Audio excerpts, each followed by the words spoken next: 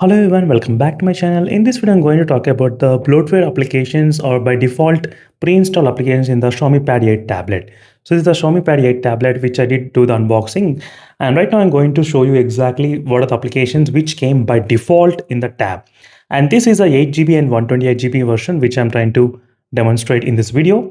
And right now, as you can see, the by default applications bloatware which came are the LinkedIn application, Netflix we got, and Spotify, and the WPS Office as well.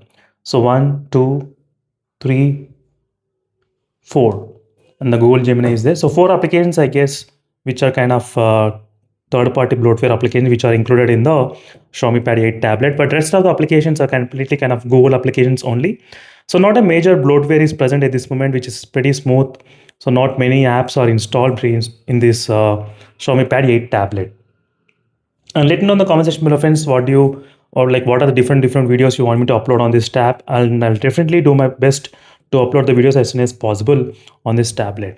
And this tab is focused on the performance completely, Snapdragon 8 Gen 4 performance, 8s Gen 4. So I'm going to do a lot of gaming tests and in-depth reviews on the Xiaomi Pad 8 in terms of the gaming as well. So stay tuned for those videos, friends. Until then, signing off. Thank you for watching and see you in the next video, and bye.